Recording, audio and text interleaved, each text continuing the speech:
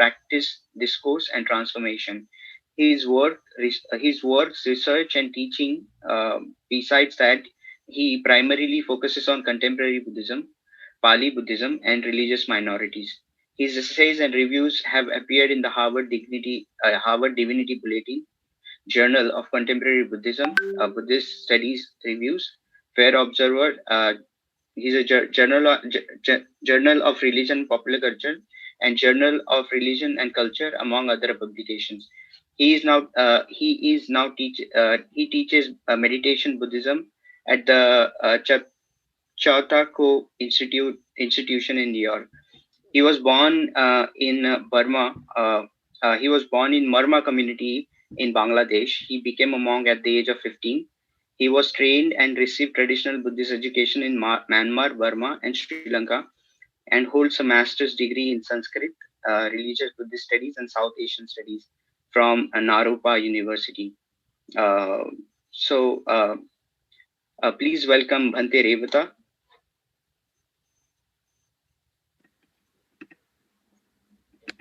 Oops.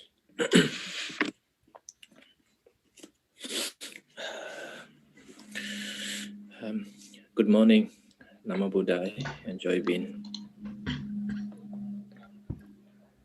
Okay. Are the kids also here? Can you hear? Hello? Yes, Bhanteji, they will be here till your session, most probably. Yeah. Okay, wonderful. Good. Okay. Thank you, Prasanji, also. Sorry, I was a little bit late. So, it was a beautiful, very inspiring, also kind of revisiting to the story that I read probably like 10, 15 years ago, and refreshing my memory, and the way that I read and the way you narrated with other kids was so beautiful, very, very touching. Especially in a situation that we, in the conflict situations, and someone told something stories, we need to be very keep our mind equanimity, neither affected by either S side or B side, but just unless we are confirmed what is actually happening in the story. That should apply also the news that we're reading, either any sources, whether CNN, BBC, Fox, anything. So we need to be very, very mindful without trusting or believing, but just unless you confirm those sources. With that, I'm going to also tell a little bit story, a little bit talks about related to the what I call is the Buddhist citizen, as under the theme of Buddhist citizen, and I will pick one specific words, the words that the uttered by the Buddha and described in various sources within the Buddhist text, and those are beautifully discussed by the most venerable monks and priests also in the Buddhist tradition. So, and those term, the Pali term we use sa purisa, and the spelling is, let me see, the spelling is S-A-P-P-U-R-I-S-A, sa purisa. The literal meaning is it's a good person, good human being. That's how the Buddhist. So how does Buddhism define a good citizen? What are the ways that qualifies to be called good citizenship? Okay, in the context of politics, maybe, but in the context of good human society, so I'll use the good citizens, so good people, wonderful people, wise people. With that, so many of you know the Buddha, before he went to search for enlightenment, and he had lived just the life that you have, meaning that he had a wife also, and he had a kids also. His name is Rahula, My dear Dhamma children probably also know a little bit his stories. If not, maybe next weekend I will explain more detail. So Buddha's son name is Rahula, and one day, of course, because the Rahula he began little bit. He also became a monk later on. When he became a monk, he developed certain kinds of arrogance or certain kinds of, because his father, he came from a royal family, and also his father is a Buddha. Obviously, any children may have, at least in that age.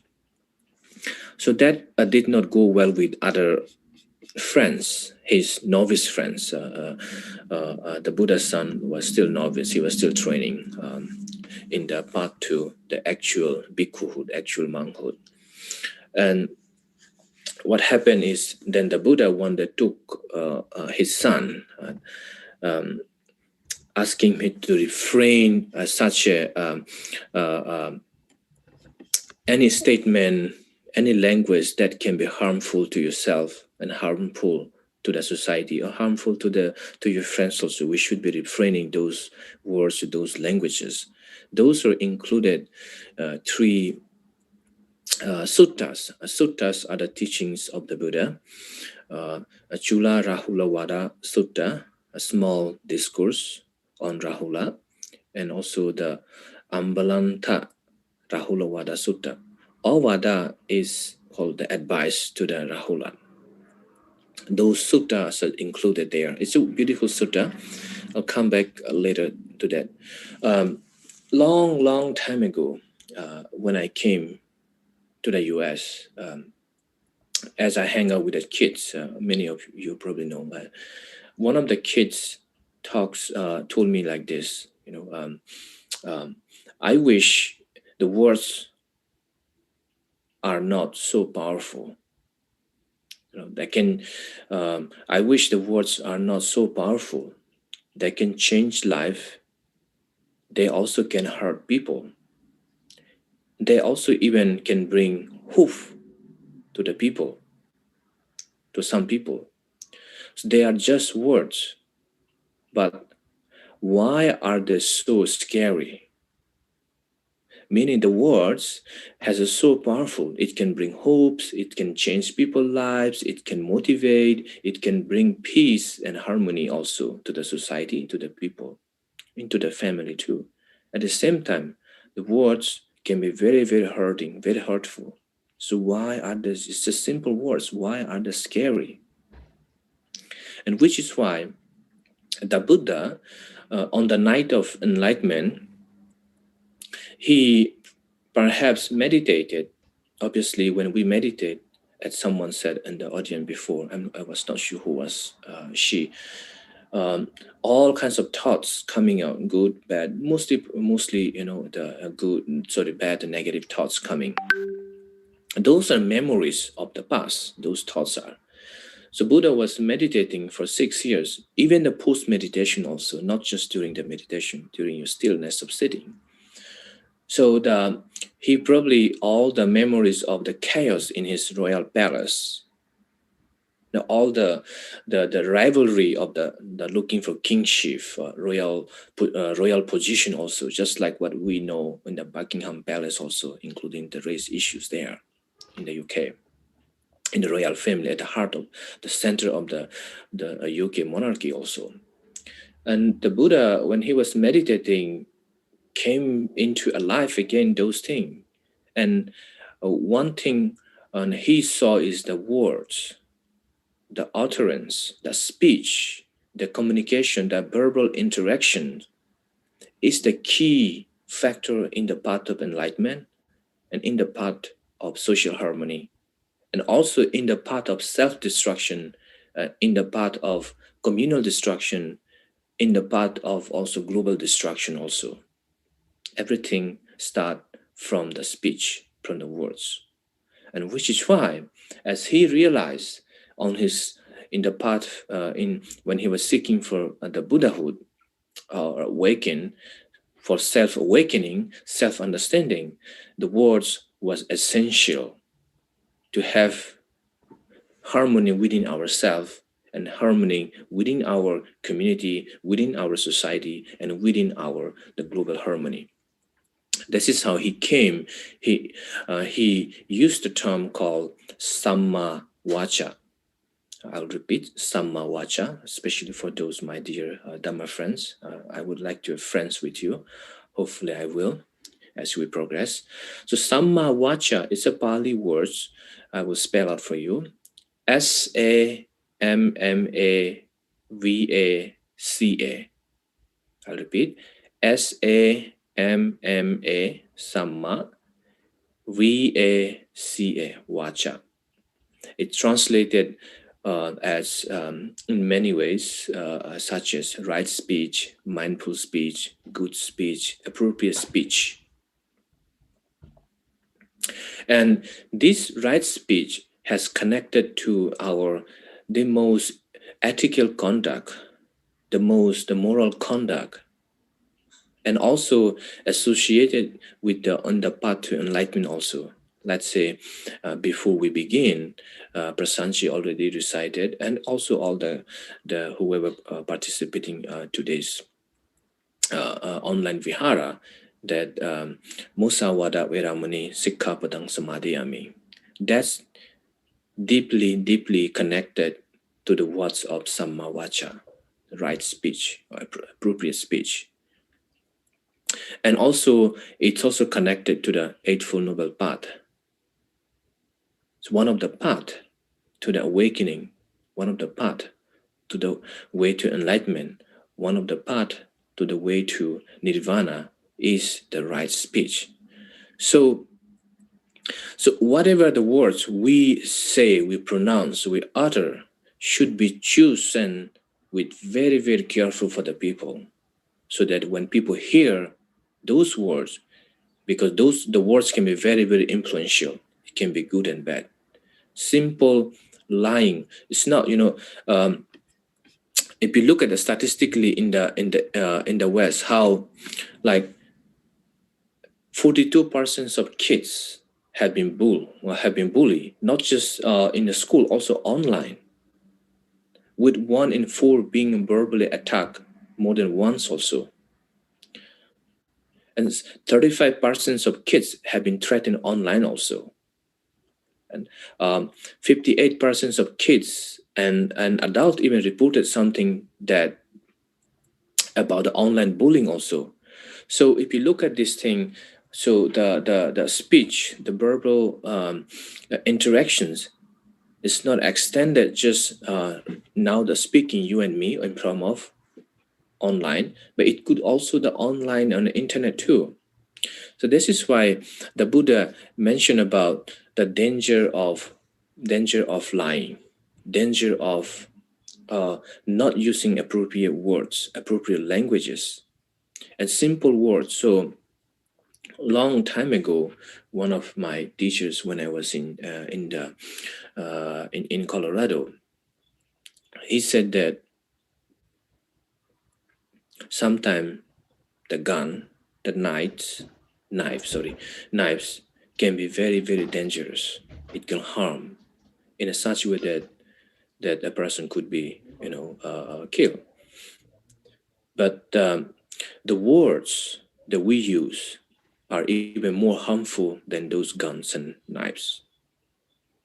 If you lie someone, if you bully someone, there are so many incidents also happen.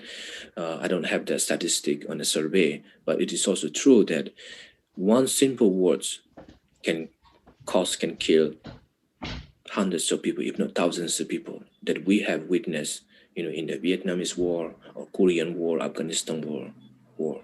Just simple words coming from the very powerful person who hold a very powerful position of the government says something that can cause so much, so harmful to the society.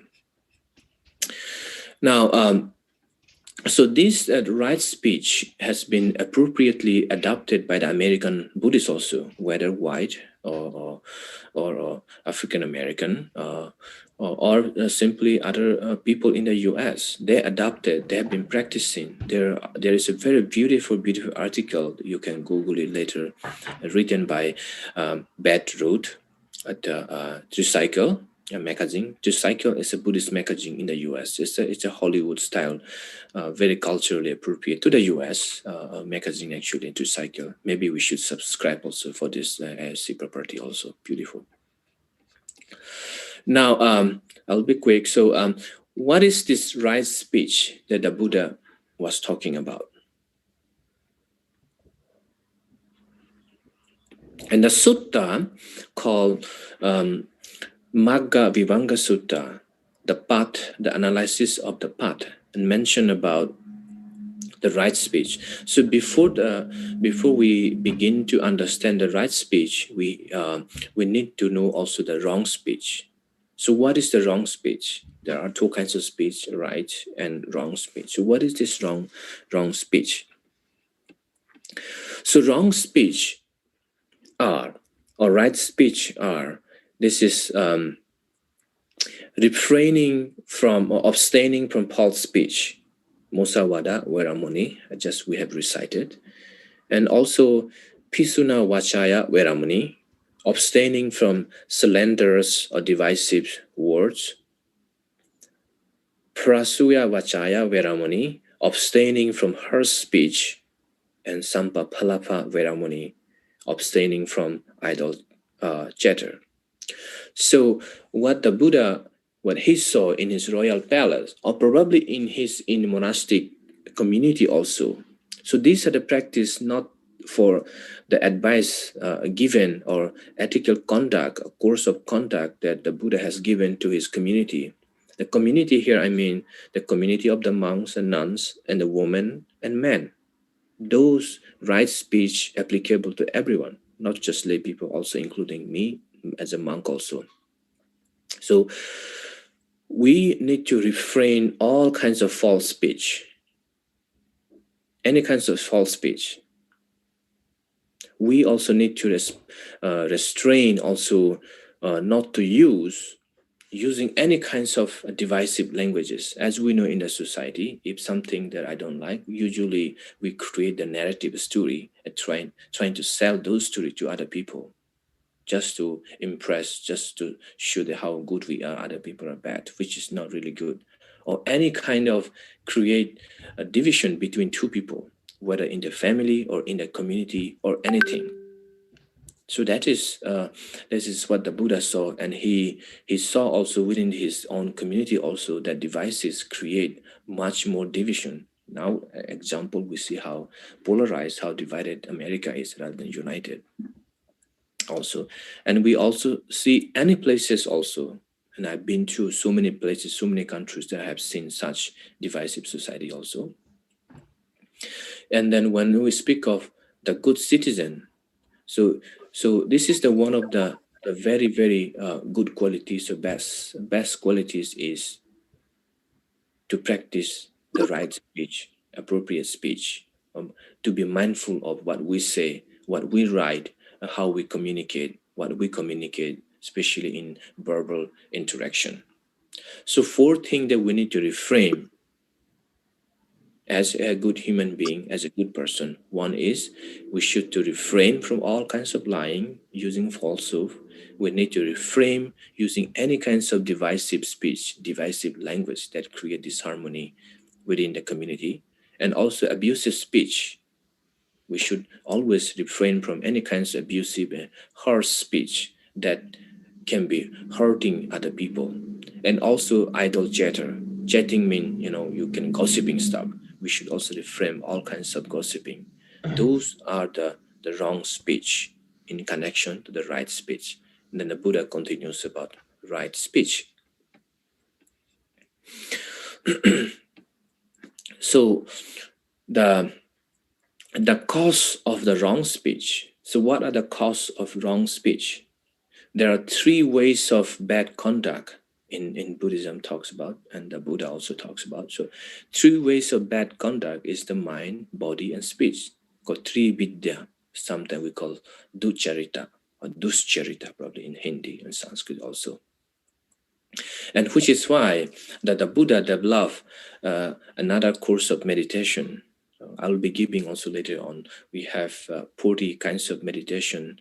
One is called Indriya Samvara Sila, meditation on practicing how to restrain our sense faculties, how to control our sense faculties, to be equanimity, to be perfect, neutral in any situation, any circumstances.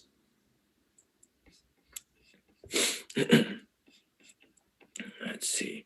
So now, coming to the right speech, the Buddha said in the Subhasita Sutta, Subhasita is Bhasita is the language, the utterance, the spoken. So is beautiful, the beautiful languages. So we should speak not only words by which one would not torment oneself nor harm other. That words are indeed well spoken, meaning that we need to speak the language, the words that is not harming to us or hurting us, and also is not hurting to anyone, to anybody. And one should speak only pleasant words. Yaya tanang natapaye, parechana vihinsaye. Parechaya vihinsaye, meaning one should speak without bringing bad to others. It's pleasant. So another way of saying is that one should always use the pleasant words, good words, good language that is accepted by those words are accepted by people, acceptable to the people, and that bring those language bring to harmony to oneself and to the society. So those are the words we should use. And also there are 5 keys, the 5 factors to the right speech. Is that it is spoken at the right time. Obviously, sometimes you have so much wisdom, but if you spoken the wrong time, for example, when somebody is very sleepy when you're giving a talks, he or she may not be listening properly because he's so tired physically.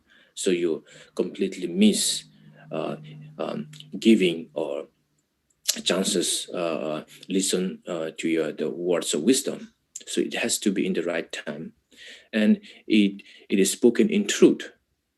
So right speech always associated with the truth, and it is spoken and affectionately. It should the word should have an affections also, and also the words should be spoken beneficially.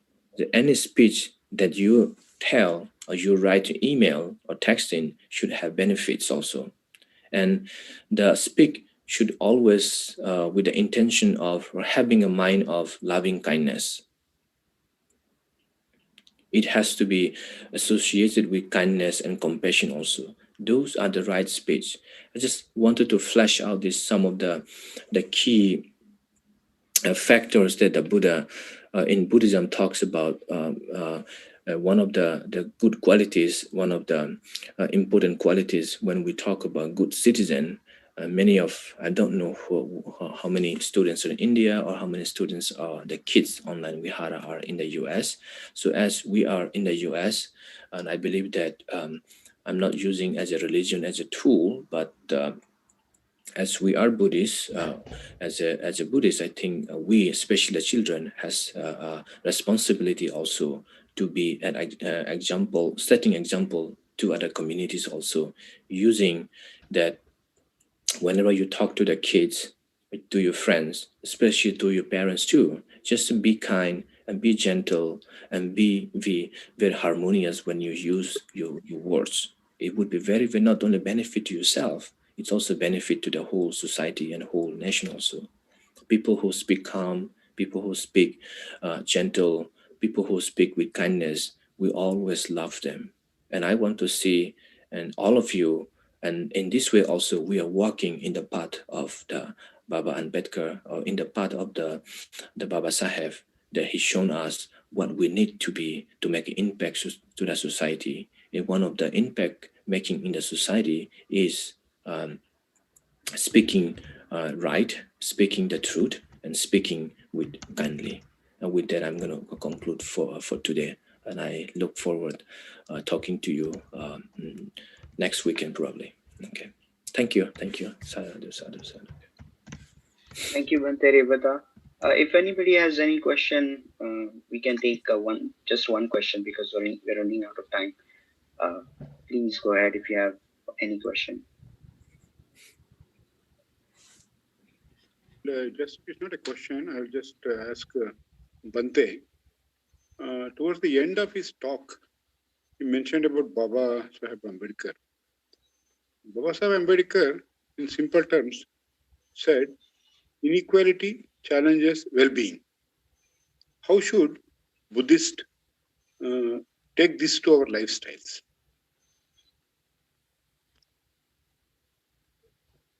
Okay. Yes, there. You see, sometimes the challenges, it can be very, very blessing. We know that if anything easily comes to our hand, it's not really very blissful. It can fade away very easily. It's not good.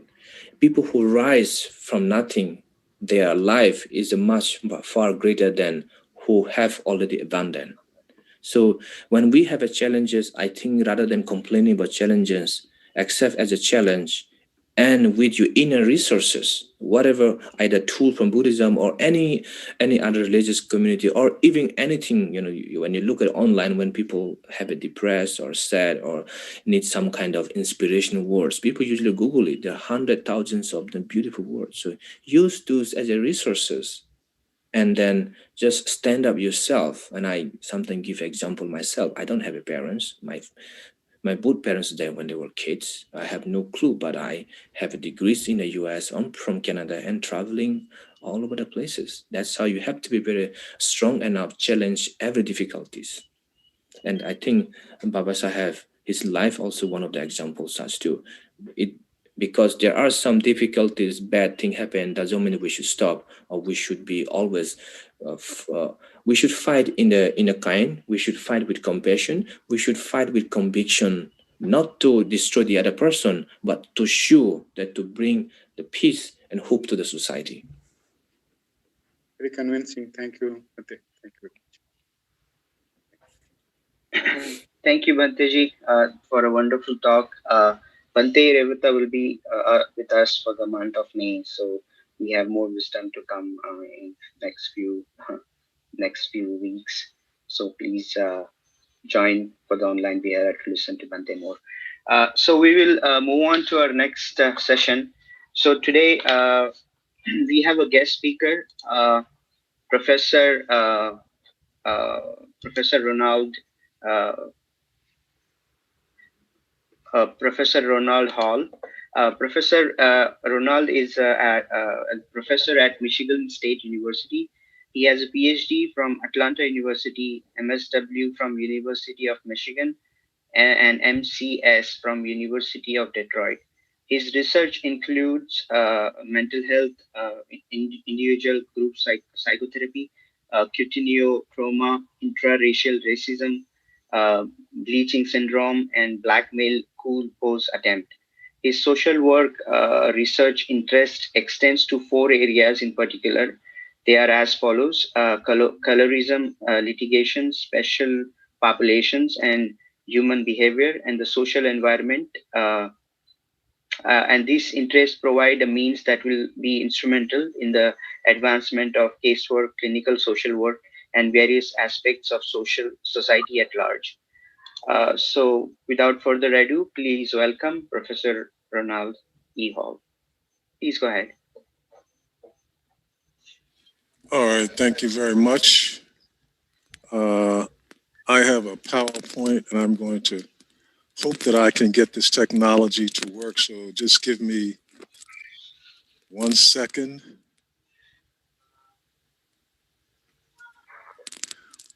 I think it's working. Yeah. I hope everyone can see my PowerPoint. Yeah, we can see, Professor. Okay. Before I begin, I'd like to say a word about the India community. We are keeping them in our prayers. What the community is experiencing by way of COVID-19 situation is very devastating. And I want the Indian community to know that not only African Americans, but I think the American population in general is keeping you in our prayers. This is something that is devastating for all of us, but right now, especially for the Indian community. As mentioned, my name is Dr. Ronald E. Hall. I've been a clinical social worker professor here at Michigan State for a couple of decades, and there are several different areas of social work. For people who are not familiar with the discipline, it may mean various things, but the particular area that I specialize in is called behavioral science. Before becoming a member of the academy, I worked at a mental health clinic in the city of Detroit. And most of the patients that I saw were people who had psychotic diagnoses, and I would do casework with them and manage their medications. I worked that job for about 3 or 4 years, and I became a little disenchanted with my workload in terms of what I was able to do and experiences that I was able to have. I was getting so much information from the clients that I would see in therapy, but when I would go to the literature, I found the literature to be very limited on the topics of interest in behavioral science that I was taking on. So I decided to go back to school, which gave me a structured way to study those things that I was interested in. And after graduation, maybe 3 or 4 months after graduation, I had been called to testify as an expert witness for a judicial case which pertained to colorism. And as an African American, I was well aware of the existence of colorism by way of my experience, but it was not something that was acknowledged in the literature. And you have to understand that frequently in America, if it's a topic that is not critical to the mainstream Eurocentric population, it sort of gets trivialized. So while this issue of colorism has been in existence probably since the antebellum, it's only recently become something that has entered the mainstream literature. So after graduating, 3 months after my inauguration into the field, I was called by an attorney to testify in what would be the nation's first case of colorism involving African Americans in Atlanta Federal District Court, the case of Morrow versus the Internal Revenue Service. And this is a case where 2 individuals sued for discrimination, not on the basis of race, because it was the same race group, but on the basis of having a darker or a lighter complexion. The judge did not find that the plaintiff would prevail, but it did establish officially in law that persons can be discriminated against on the basis of skin color. That was in 1990. About 2 years later, I got a contract to write a book, eventually called The Color Complex. Now, bear in mind, this was a very controversial topic, and I had actually sent a proposal for the book to 60 different publishers. They all rejected what I was saying.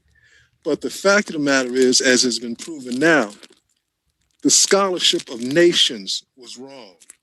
And in my issue of colorism, I was correct. Since 1990, there have been literally hundreds of cases filed in America on the basis of not race, but on the basis of colorism.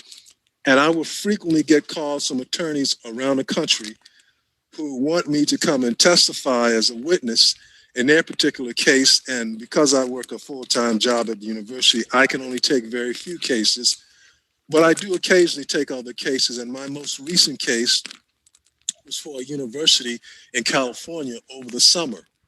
And that case involved persons of color accusing Euro-Americans of discriminating against them on the basis of their skin color.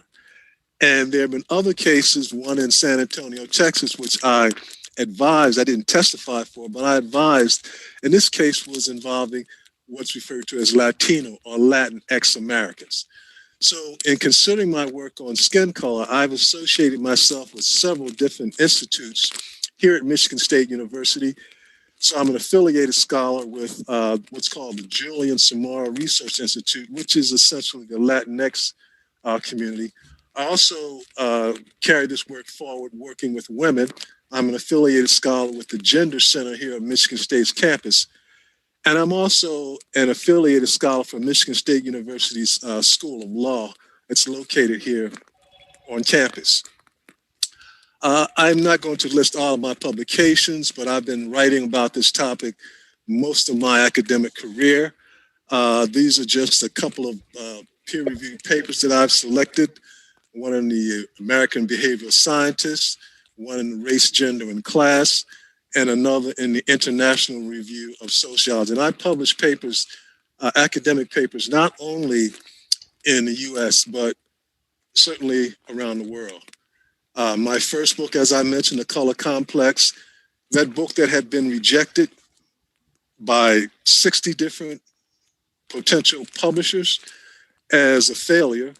Well, it was not only successful in its initial publishing, but the publisher came back 20 years later and asked us to update the book, and it was re-released again in 2013.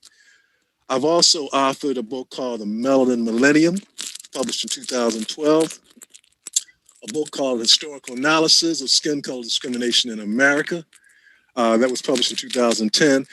My latest book is due to be out. It's in press now by Springer Press. It's called The Globalization of Colorism, that should be probably available any day now. I'm a person who is very, very adamant about encouraging people to read. There's so much knowledge that can provide us with answers that's available to us, but at least in American culture, I don't think we're very much given to reading, certainly not reading enough. So for the Indian community to understand where you are and how you're going to be regarded in this culture, in this community, I think there are two books that I think you should definitely read, which will make sense of my brief lecture. The first is called The History of White People.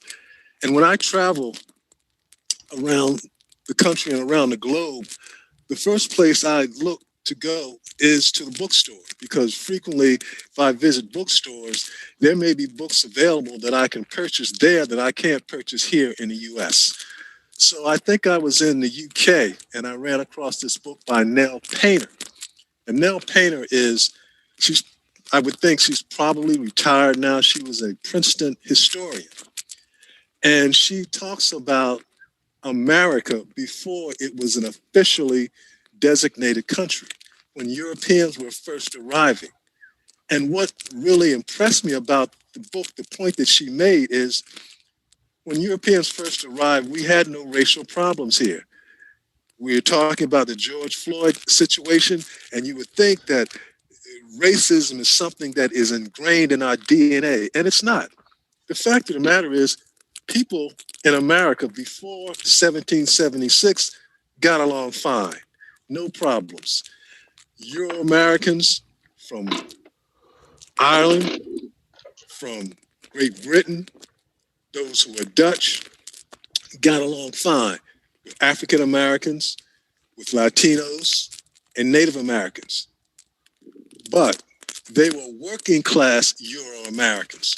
About 2% of the European population from Europe were upper class, and their societies were designated on a basis not of race, but class. Those upper class Europeans were only about 2% of the population, and they wanted nothing whatsoever to do with working class Euro-Americans, according to this historian. Well, working class Europeans, along with other people of color, they were poor. So what they did was they would unfortunately rob the wealthy classes and take it upon themselves to steal food and whatever other needs that they may have.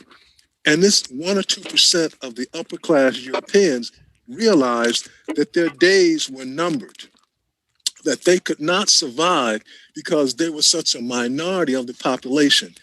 And this is where the brilliance of their strategy came in. They realized we've got to get poor white people to identify with us.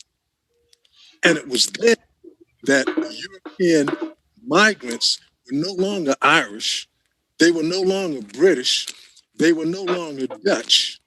That's when they became white. And so if you were white, you could carry a gun, you could testify in court, you would have certain privileges that non-whites did not have. So this working class poor element of the European population, according to Painter, decided to make their primary identity not their ethnicity, but their race. And that's where the racial issue here began. And so you have people who are poor Euro-Americans, they will support policies and politicians who are opposed to their lifestyle, opposed to what's good for them, because the politicians have been convinced to let these people know that the policies should be defined on a basis of not class, but on the basis of race. Secondly, the population that you have to know something about and understand is in a book called A White Working Class Today, and that's by a man by the name of Andrew Levinson. And I put an asterisk beside his name as a white male because I've only seen him interviewed on television, and he impresses me as being a white person, but I can't state that as a point of fact. But these are individuals, according to Andrew Levinson, they devalue education. They're more inclined to identify themselves on the basis of race, and they are very much given to prejudicial traditions. That's the working class. And you have to understand, as a person of color, as a person of Indian descent, your values for education, your complexions are extremely threatening to this population. Obama, our past president, brilliant scholar, Harvard educated, this population really, really is threatened and hates people with that kind of background. So I'm not going to mention all the cases, but there have been cases where Asians have been murdered because they threaten this particular population. One of the most famous would be the case right here in the area of Detroit called the case of Vincent Chin. And Vincent Chin was actually a Chinese American, but he was assumed to be Japanese American. And this was back in the 70s when the Japanese auto industry was threatening the American auto industry. So you had a couple of working class Euro-Americans who had been laid off. And they faulted this Asian person for them losing their job. Actually, Vincent Chin was Chinese, but they assumed that he was Japanese. So this Vincent Chin was out with some friends on a Saturday night because he was getting married the next day, and they were having a bachelor party.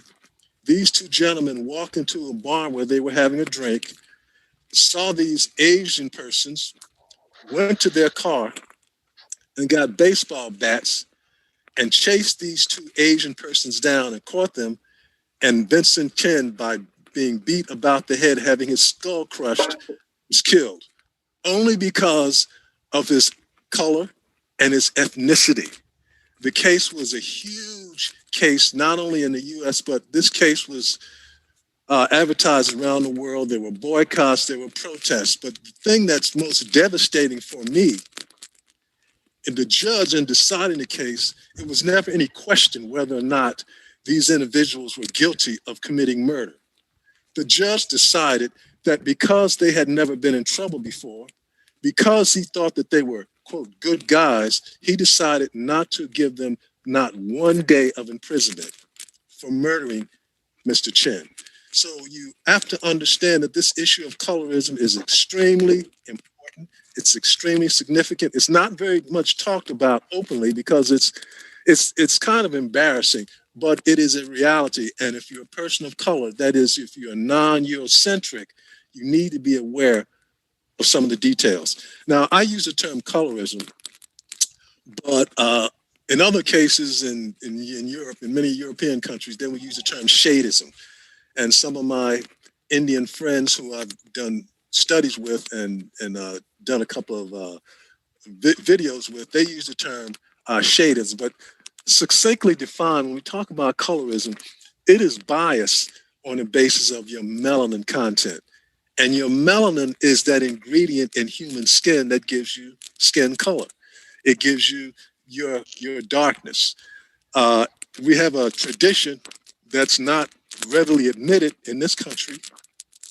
If you're light complected, regardless of what your ethnicity is, regardless of what your race is, if you're light complected, you are assumed to be superior. And obviously, if you're dark complected, the very exact opposite of that, you're assumed to be inferior. So we had something during the antebellum period here in the US called the mulatto hypothesis. And that simply says, if you look white, and some African Americans, I'm sure you're well aware, some African Americans, particularly those who are referred to as biracial, that is, they may have some European ancestry, they're assumed to be smarter, they're assumed to be more moral or more ethical. Barack Obama is an example. His mother was Caucasian and his father was African. So he is a lighter complexion. So if Obama had been a darker complexion, I pretty much almost guarantee you that he would probably never have made the presidency. Or if he did become president with darker skin, he would have faced challenges that he didn't face because he was lighter complected. There are books that have been written in the US. One is called The Bell Curve. And this was a book of about 500 or 600 pages. And so-called cognitive psychologists were taking the position that Black people, just by being Black, there's a gene that's missing where they can't do abstract thinking. And this book was a national bestseller, New York Times bestseller. So it's not only in the US, but in various countries around the world. Various European countries at least. But I study this topic as a part of human behavior, so I get paid to research and review the literature. And I came across one fact that some of these cognitive psychologists who talk about Black intellectual inferiority, I never hear them mention. The highest IQ score on record in the history of humanity was a score scored by a young African-American male, and according to the literature, unmixed African descent.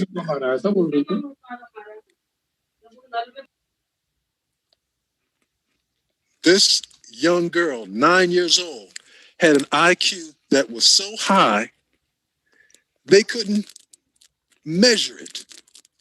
And it was written up in a journal article in 1943, in the Journal of Psychology.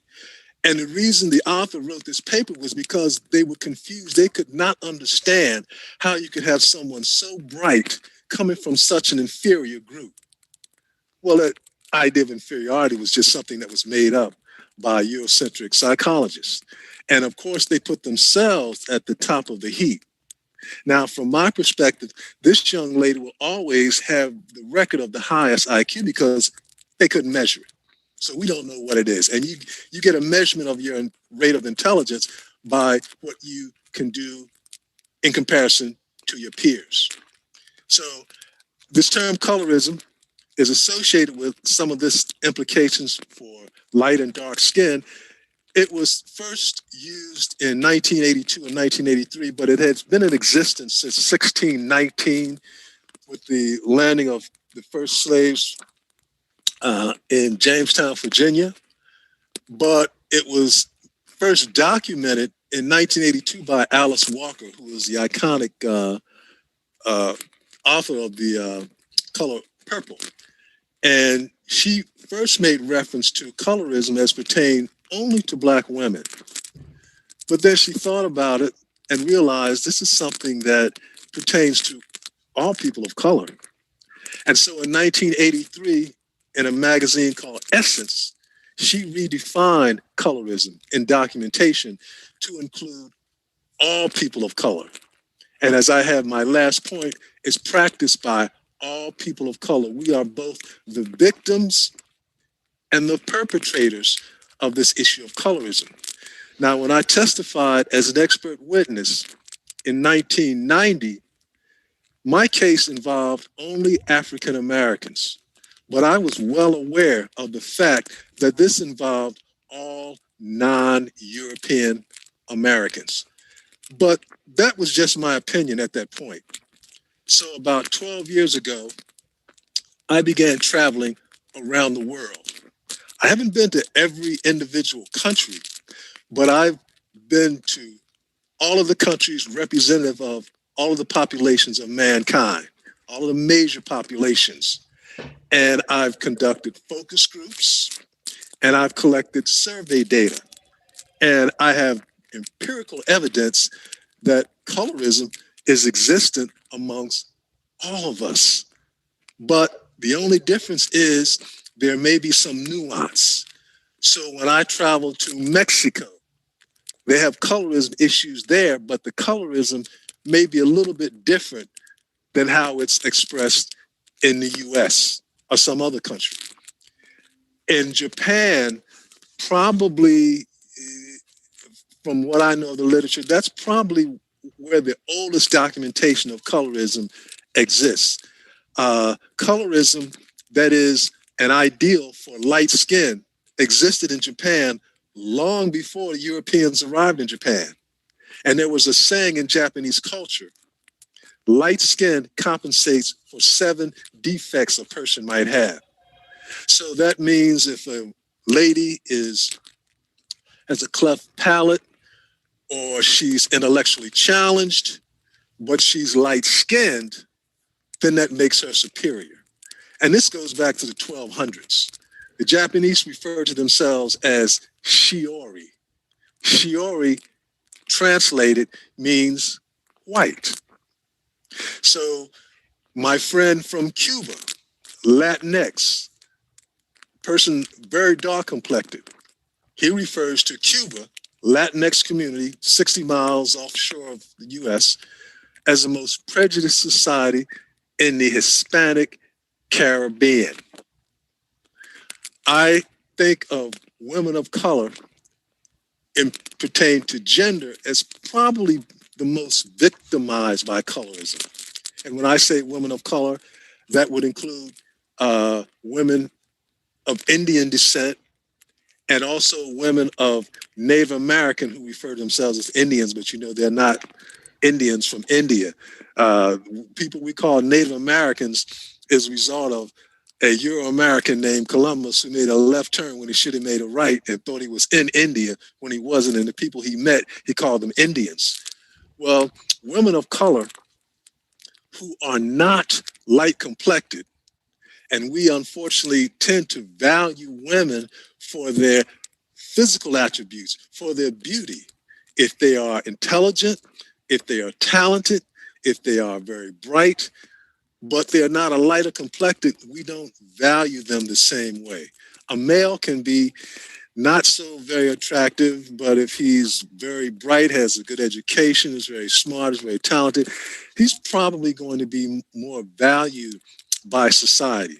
So women who are not lighter complected, they will use something called bleaching creams. And I've advocated against bleaching creams because they contain toxic substances. Yes, They will make a woman's skin lighter, but that's also a health threat. These bleaching creams contain mercury, they contain arsenic, they contain something called hydroquinone. Hydroquinone is a carcinogen, which means if you ingest enough of it, you will have skin cancer. Now, people of color, this melanin in our skin, we have a natural protection against skin cancer. But because we internalize so many Eurocentric beauty ideals, we bleach out that protection and become susceptible to skin cancer. And of course, arsenic is poison. Of course, other toxic substances are poison. And the devastation that comes from that when a woman of color who uses these toxic bleaching creams when they are pregnant, the result can be not only organ failure, but stillbirths. So because we've internalized these Eurocentric norms, we are willing in these beauty ideals to put our unborn children at risk. So it's not so much I've been asked, well, are you saying that women of color, Indian women, Native American women, African American women want to be white? No, I don't think that that's the reality. They simply want to live a good quality of life. And for practical reasons, they may use bleaching creams. If you use bleaching creams and get a lighter complexion, you're going to get into a better school. You're going to be able to get a better job. You're going to be able to make more money. There's several studies that I have done and other scientists have done where we have found direct correlations between skin color as an independent variable and the amount of money you earn. For example, put that in common words. If I get a group and I use skin color as my independent variable, as that skin lightens, that also affects the dependent variable of income. The income goes up. As the amount of melanin increases, making you darker, the income goes down. That's a fact that I've proven, regardless of whether you're Latinx, whether you're Asian, whether you're Native American, whether you're African American. That's a consistent fact. So women of color have also become depressed by this particular issue by way of light skin ideals. Now, you may think that it's something that only affects women. It probably affects women more often, but it does affect women of color. I had the honorable opportunity to lecture at Tata Institute, which I'm sure you're familiar with. It's located in India. And I have a hobby. When I go travel again to certain places, I look for these bleaching creams and I collect them. So there's a bleaching cream called Fair and Lovely that is used by Indian women to lighten their skin. Well, I came across a store in India that sells cosmetics, and I came across bleaching creams for Indian men. And that shocked me. In colorism, light skin is feminine. Dark skin is masculine. So what I was forced to think and realize, these Indian men are wanting to make themselves appear more feminine by bleaching their skin to be lighter because they're already darker. That's masculine. But again, I understand you're going to get more work, make more money if you have a lighter complexion. And I looked at some of the actors and actresses in Bollywood. The bad guy, he's always the darker complected. The most beautiful love interest of the woman, she's always going to be the lighter complected. Many of the Indian actresses who are popular, and I don't know all of them, but some of them I've seen look more Caucasian than they look Indian. And having traveled to India, I've been to Delhi, I've been Varanasi, I've been to Lucknow. I've encountered an assortment of different complexions, different features. But those Indians who represent the so-called ideal of Indian feminine beauty, they all seem to be light or more Caucasian in their features. And here's an example of the cream that I purchased. This is a multi-million-dollar, billion-dollar industry. It's highly sold in China. And you know, China has 1 billion plus, maybe 1,400,000 people. India also has 1 billion plus people. Those two markets alone, that's about 1/3 of your world population, because human beings are about 6 point something billion. So 2 billion, that's 1/3 of the population. I'm not even counting those sales in the US or the sales of bleaching creams in Europe. Now in the US, bleaching creams are embarrassing. So while they sell them, they're not marketed as bleaching creams. They're marketed as creams that will even your skin tone, creams that will soften your skin, because it is embarrassing for people in the US, people of color, to have to acknowledge or to be accused of wanting to be white. So if they sold the creams as something you would buy to be more white, they would never sell. So they call it something else. If they are just as dangerous. And in some African countries, for example, Nigeria, about 77% of Africans in Nigeria use bleaching creams.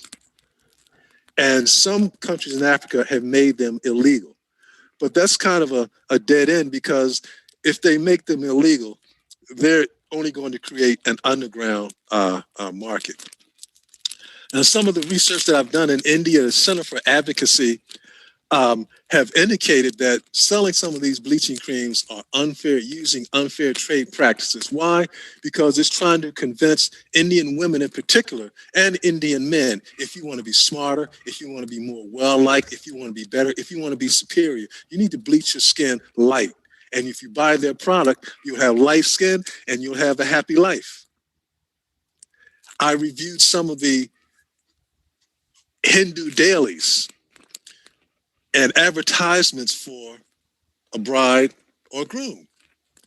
And one of the things that struck me, a family looking for a bride, they wanted her to be smart and be educated, wanted her to be chaste, but they also wanted her to have light skin.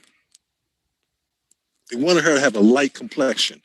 So a young lady who has a darker complexion is not going to be as highly valued. Now, I'm sure that that's not in every particular case, but certainly there are those cases that are available.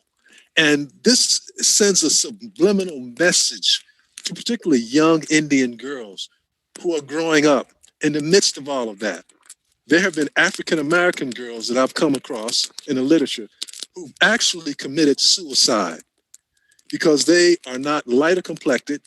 They oftentimes criticized, demeaned, and made fun of, and where nowhere to turn, they commit suicide. And that's happened in more than one case.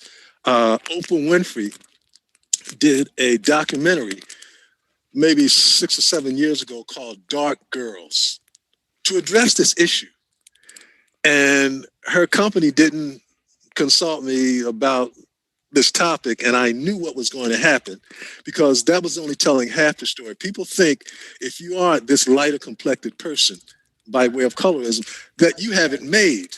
Well, fortunately, about 2 years later, Oprah Winfrey's company did contact me because they wanted to do another documentary called Light Girls, because I knew if you made this issue something that pertained only to darker complected persons, that was going to offend lighter complected persons. And I testified in the documentary for about 6 or 7 minutes that persons who are lighter complected oftentimes have to deal with challenges to their ethnicity. They're not wanted, they're not liked, they're taught to be, thought of as arrogant. I'm working with an Indian scholar in Canada right now. I won't mention her name because I want to respect her privacy. But she happens to be Indian, and she's from India, migrated to Canada. She's very light complected, and she says that she has naturally blue eyes. So she said since her childhood, and she's about 27, 28 now, all since her childhood, she has been criticized and called upon as being arrogant because the other Indian women are jealous of her. They think that she doesn't want to identify as Indian, think because she has blue eyes that she's trying to identify or pass herself off as Caucasian, and that she said that that hurts her. So it's only having read some of my work and she's seen some of the videos that she's been able to get a handle on some of this issue. Now, from the issue of colorism, we come to something called what I call the bleaching syndrome, which is a theoretical construct I formulated 15, 20 years ago. And I published my first paper on the bleaching syndrome in 1994 in a journal called the Hispanic Journal of Behavioral Sciences. As I mentioned, this is an issue that pertains to all people of color. So the first people that I wrote about were Latinx people in this particular journal. Now, in talking about the bleaching syndrome, bleach is a verb and it simply means to make white. And a syndrome refers to just a pattern of behaviors. So what we find, if you are a member of a stigmatized group, if you are a member of an Indian group, you're not the ideal. In this country, European is the ideal. So there are some Indians who are affected by the bleaching syndrome will bleach anything from themselves that would identify themselves as Indian. African Americans do the same thing. Native Americans, Latinos do the same thing. So if you're Latino, I can identify you by Latino by your Spanish surname. So oftentimes they will anglicize their names, their last names. If you're African American, many African American women, you probably know, straighten their hair. They want to get a Caucasian straight hair. And some members of the Indian community, particularly my friend in Canada, she doesn't pass, but they may pass themselves off as white. And this is devastating. This is denigrating, particularly to the Indian community that is to come, the younger people, when they buy into this notion of inferiority, colorism, then they stand chances of passing that on to their children. So how do we cure this? What can we do about it? I mentioned a couple of books in the beginning, a couple of journal articles that I've written. I can't emphasize enough that you should read. And I have Asian friends who have written books on this topic. I don't have a title at the tip of my tongue currently, but there have been Indian Asians who have written about this issue. I want people to value dark skin. Change or challenge remarks. If you hear someone denigrate a darker complected person in your presence, challenge that. Don't accept that. Compliment dark-skinned women, particularly compliment dark-skinned girls. Clark and Clark, who did the famous doll studies back in the 50s, and they used dolls with 3-year-old African-American girls. And the psychologist told them to pick the doll that they liked the most and they thought were the prettiest. These African-American girls didn't pick the African-American dolls, they picked the white dolls. So at the age of 3, they had already bought into this notion of colorism. And lastly, self-empowerment, activism. As I travel back and forth to India frequently, and I'm hoping to make a trip this year.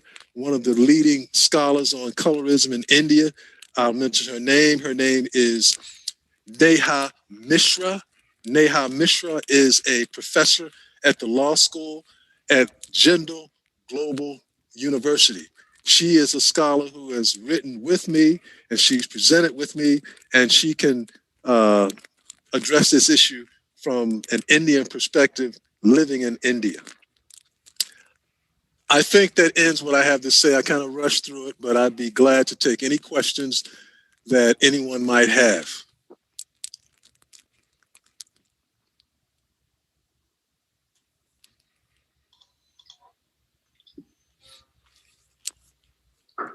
Pradeep, are you there? Yes, Mahesh.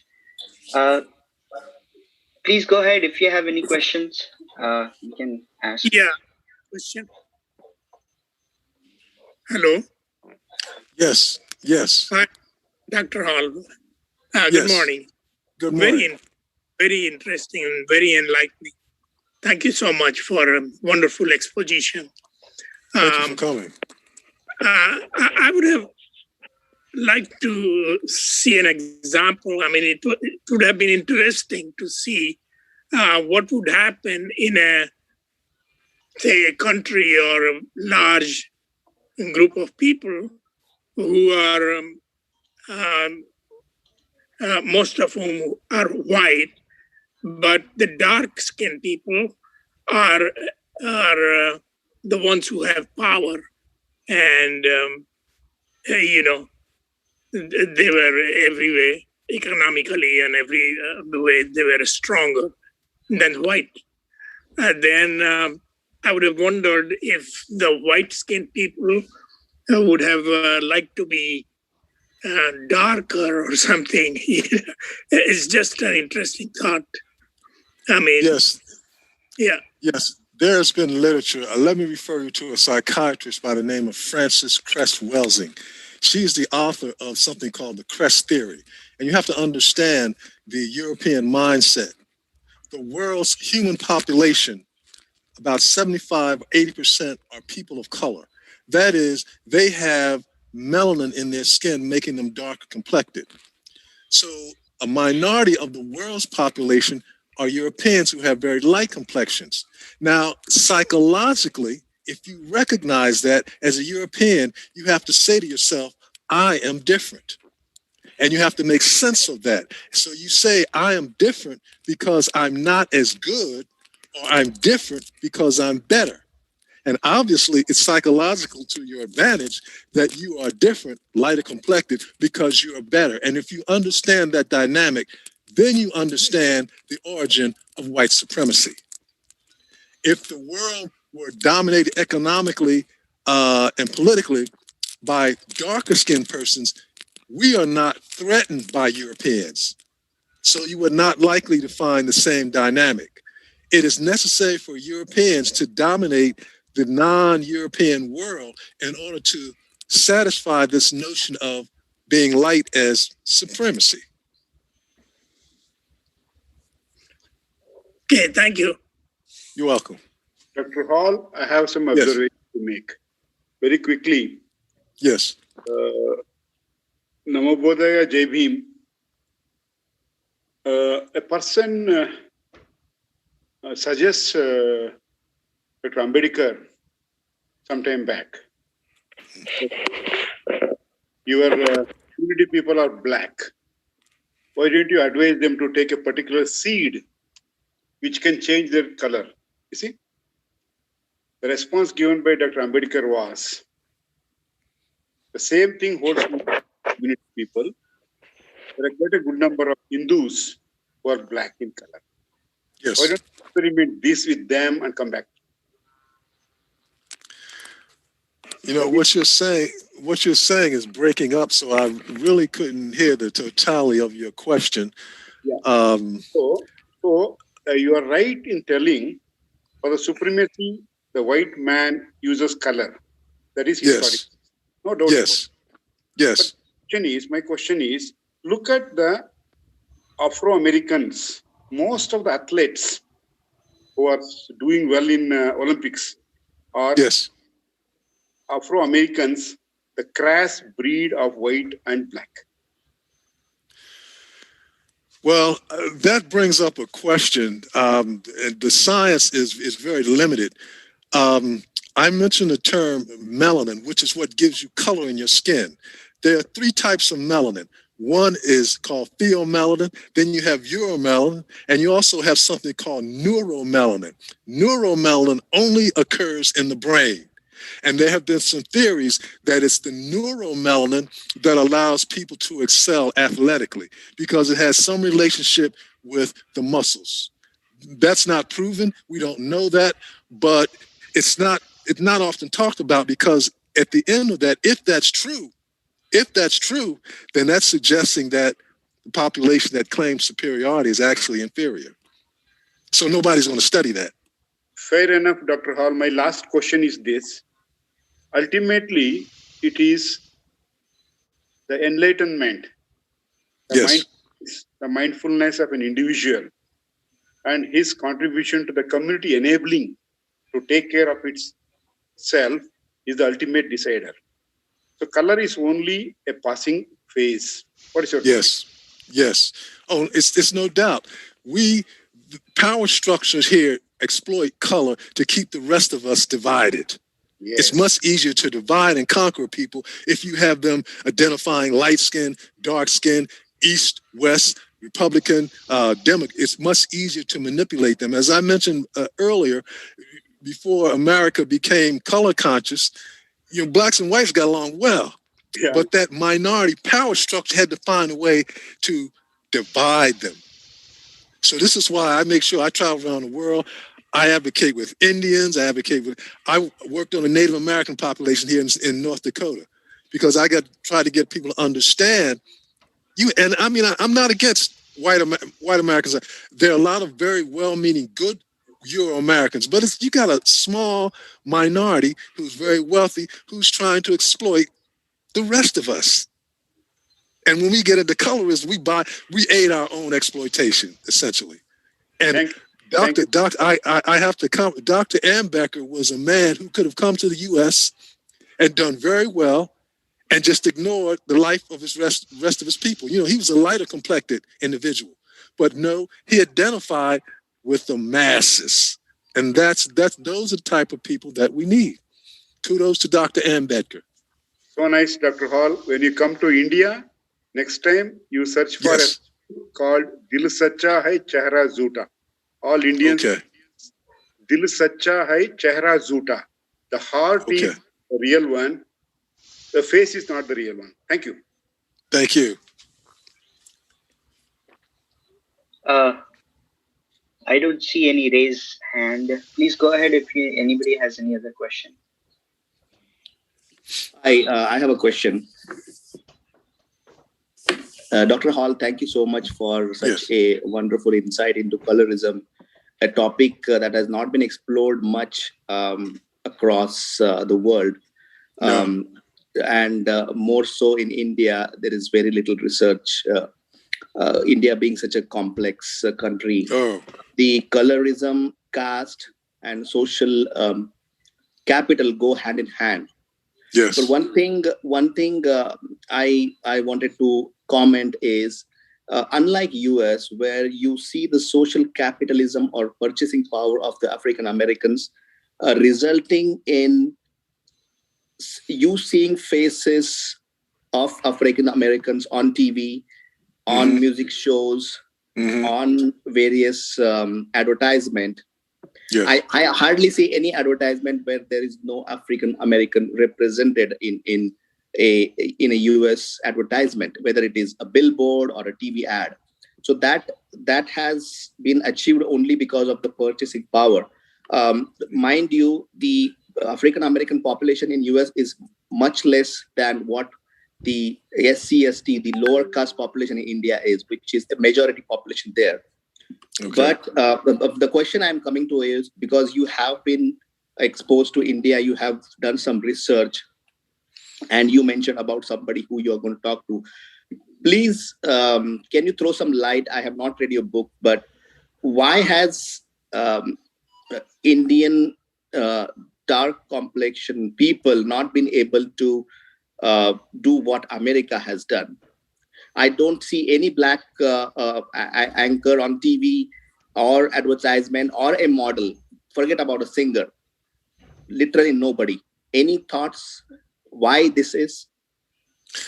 Are you asking why about dark-skinned Indians, why they haven't been in the media on advertisements? Yes, and what do you see? How America achieved it, but India has still not been able to achieve it? What do you think could be the reason? Your point of view, please. The media is monopolized. Very simple. Yes. It is in different states. The ownership is the issue. Yeah, please let him answer. Thank you. Yes. Well, you have northern and southern Indians, and the northern Indians are more lighter complected, and the southern Indians are more darker complected. And from my review of the literature, the original Indians were people called Dravidians.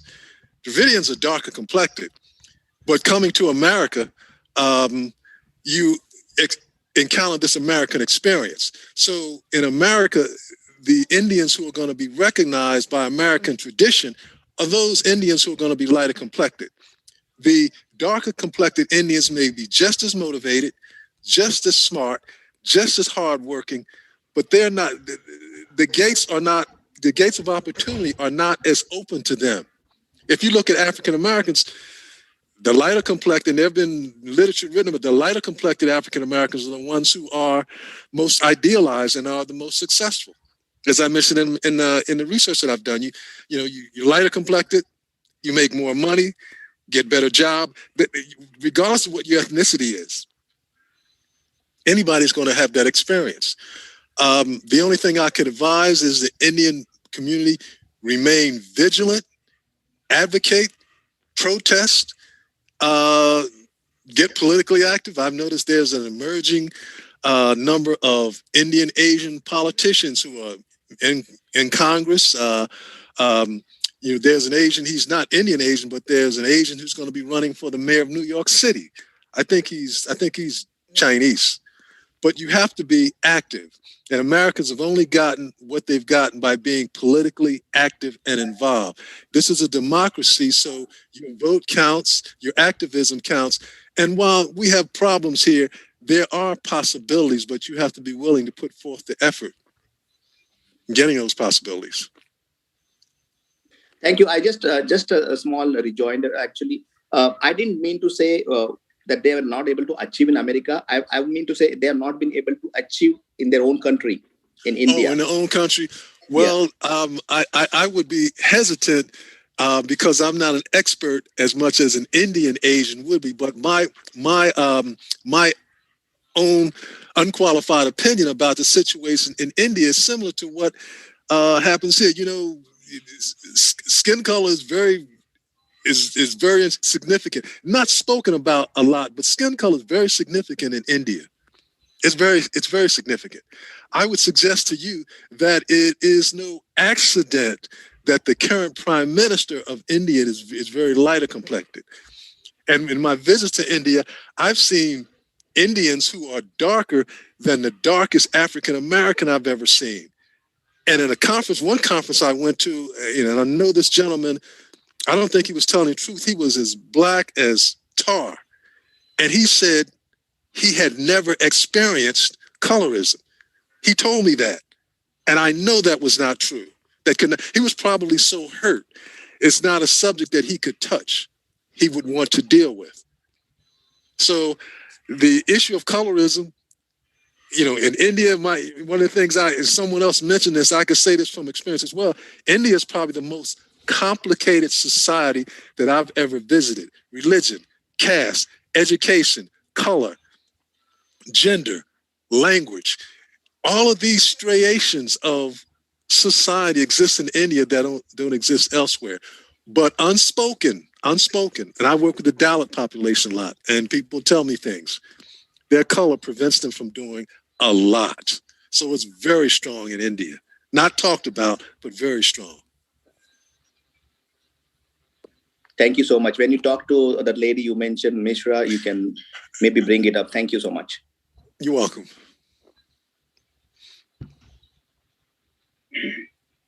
Anybody else has any question? Please go ahead.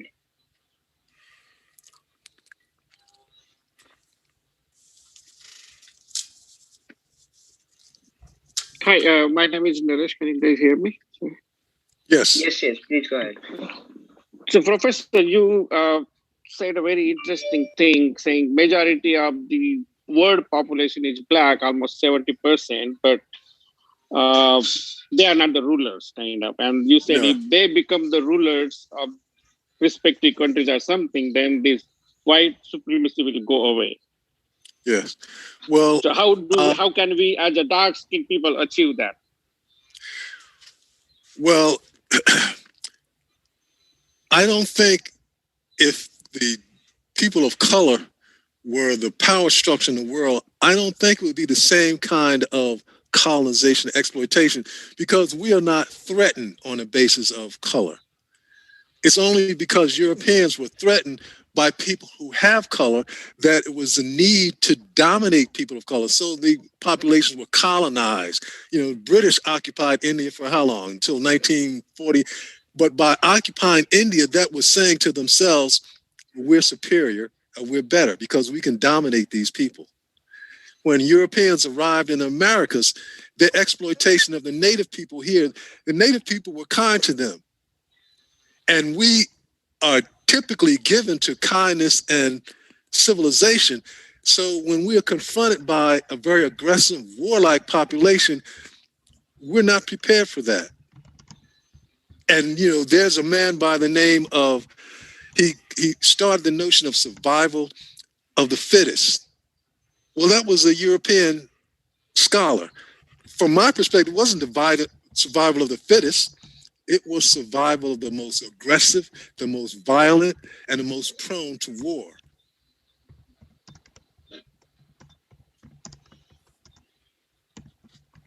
Okay, thank you, Professor. You're welcome.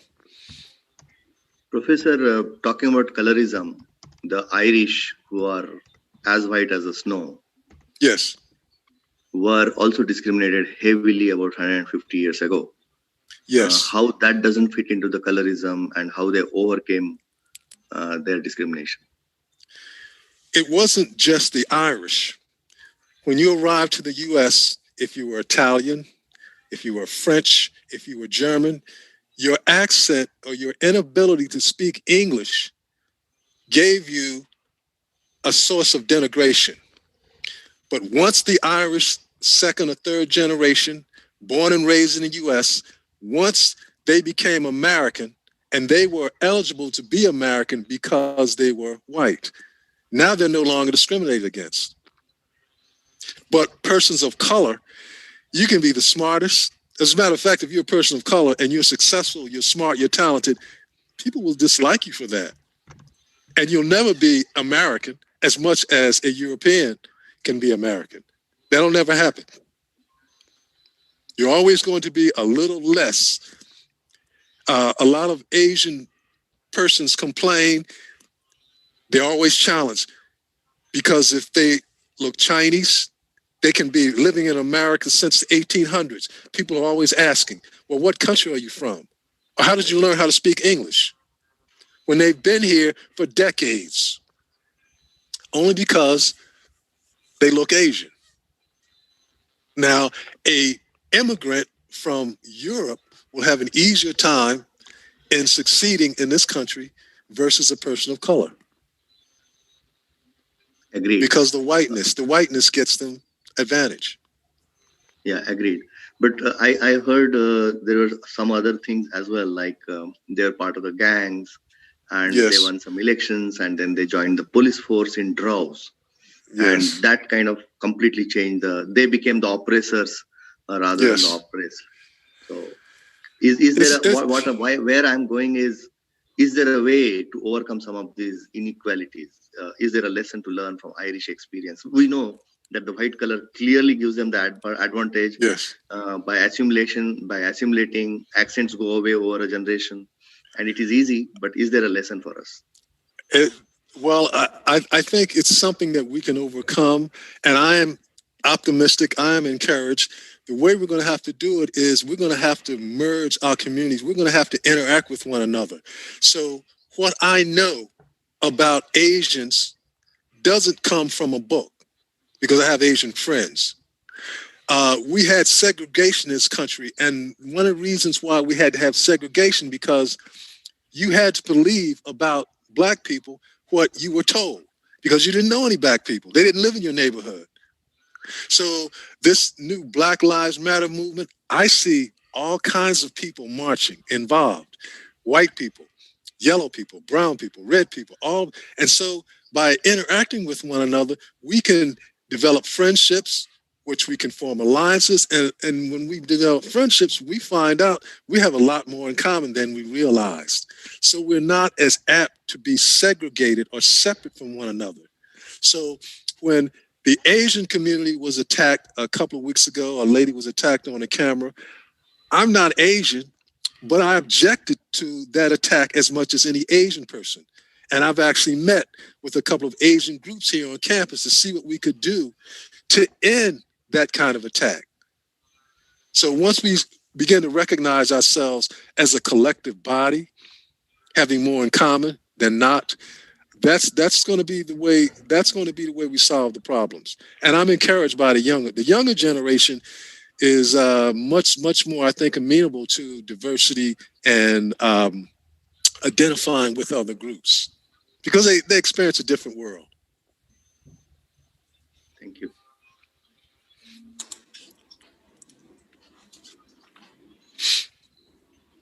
Anybody else has any question? Yeah, I have maybe the small question. This is Praveen from India. The long back, Dr. B.R. Ambedkar, Baba Saheb Ambedkar said that, the rural areas and then temples are the very strong systems to perpetuate the caste discrimination. So he given a thought like, the people should move towards the urban areas. So now I'm taking that context and then putting the different context now, like most of the people, those who are actually migrating to migrating into the US now, they come from the higher caste communities. Yes. And they've been practicing the same kind of practices even in the US. So, somehow there is a notion that, the caste is in making in US, and maybe because, and that's again, they are again the strengthening the systems through the temples again.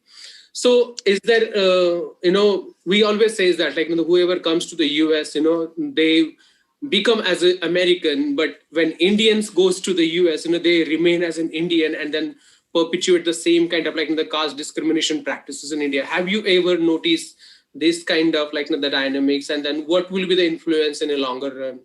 So, well, I think there is some truth in where you live. People who live in urbanized society are more likely to encounter more diversity of people. People who live in rural areas tend to be more segregated.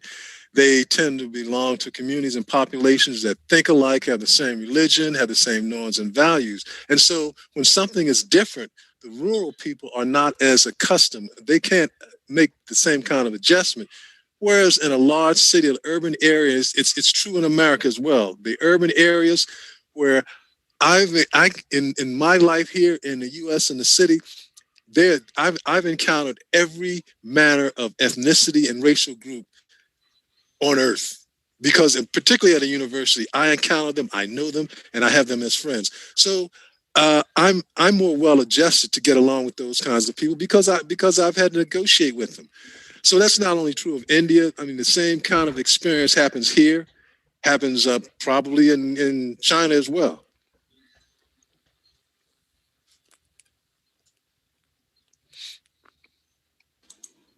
Right. Thank you. You're welcome. Please go ahead if anyone else has any question.